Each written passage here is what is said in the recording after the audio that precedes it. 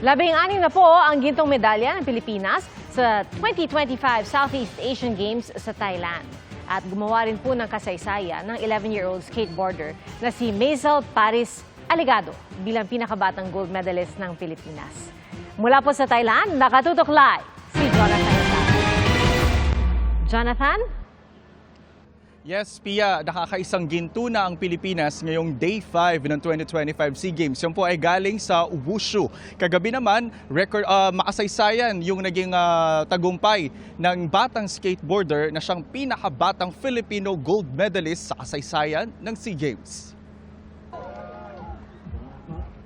Tic-tacs, ollie at iba pang tricks na sinamahan ng swabing landing. Yan ang naging susi ni Pinay skateboarder Maisel Paris Aligado para makuha ang gintong medalya sa Women's Skateboard Park event ng 33rd SEA Games sa Thailand. Naungusan niya ang 8 kalaban sa final score na 79.72. Si Aligado ang pinakabatang Filipino gold medalist sa kasaysayan ng SEA Games. It feels crazy because this is my first SEA Games and I'm so proud to represent the Philippines. We're just gonna keep practicing and keep going. And hopefully, 2028 Olympics. Ginto rin ang ambag ni Pinoy skateboarder Jericho Francisco Jr. matapos lampasuhin ng 10 kalaban sa Men's Skateboard Park event kagabi. I can't believe it to be here with the gold medal. Here we go! Sa swimming, muling ipinakita ni Pinoy swimmer Kayla Sanchez ang langoy ng tagumpay. Wagi si Sanchez ng gold sa women's 100-meter backstroke. Ito na ang ikatlong gintong medalya ni Sanchez sa 2025 SEA Games.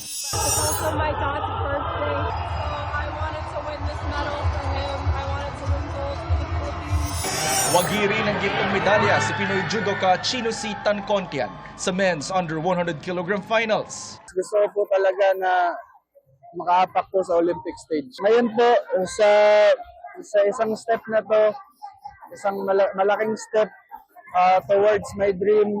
Nakaginto rin si SEA Games multi-gold medalist Agatha Wong sa Wushu.